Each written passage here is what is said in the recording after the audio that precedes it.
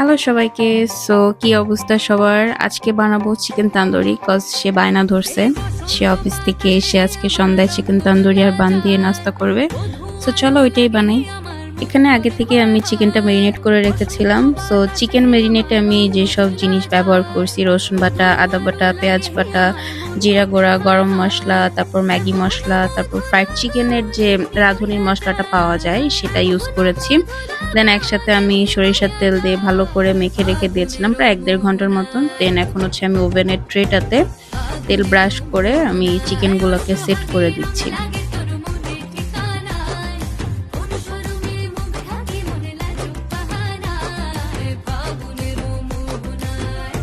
তো চিকেনগুলো আমার ট্রেতে সাজানো শেষ। এখন হচ্ছে আমি 180 ডিগ্রিতে প্রায় 40 থেকে 50 মিনিট ফ্রাই করে নিব। তো বেঁচে থাকা যে মশলাটা ছিল এটা দিয়ে আমি এখন একটা গ্রেভি তৈরি করব, যেহেতু নান দিয়ে খাবে।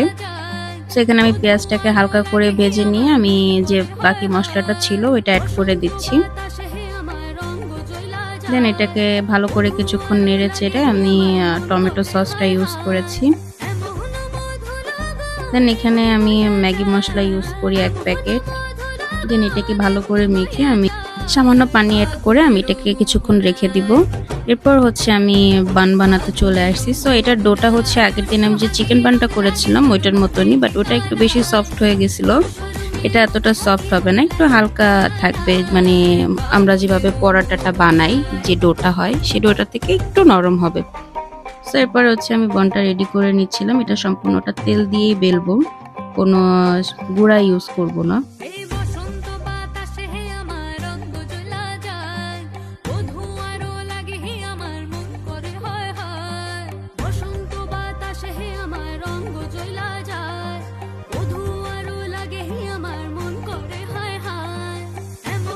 তো বনের পুরুত্বটা হবে ঠিক এরকম, মানে খুব বেশি পাতলাও না আবার খুব বেশি মোটাও না।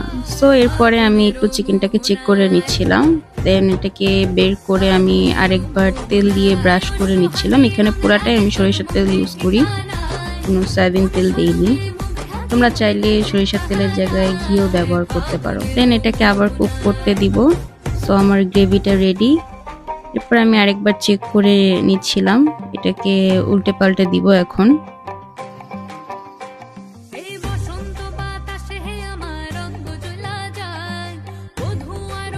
আমি প্রায় 10 থেকে 15 মিনিট পর চেক করতেছিলাম যাতে জিনিসটা বেশি ফ্রাই না হয়ে যায়, পুড়ে না যায় আর কি।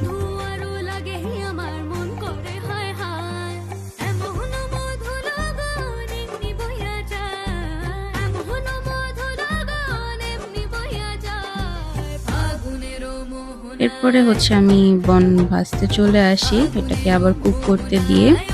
সো দেখো বনটা কি সুন্দর ফুলেছে। এরপরে ভাজার পরে আমি একটু ঘি ব্রাশ করে নিচ্ছিলাম। দেন আমি আরেকবার দেখতে চলে আসি। সো আমার চিকেন রেডি। তো তোমাদেরকে এখন আমি একটু বনটা কেটে দেখাবো।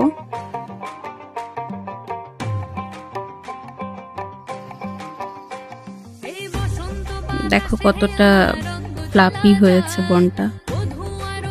দেন আমি একটু প্লেটটাকে সাজিয়ে তাকে খেতে দেওয়ার জন্য ডাকবো। দেন আমি চিকেনের উপরে একটু গ্রেভিটা দিয়ে রেডি করে নিচ্ছিলাম।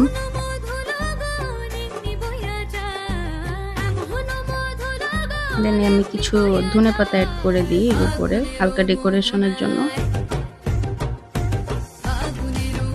এরপর আমি বনগুলা সাইড দিয়ে সাজিয়ে দিচ্ছিলাম।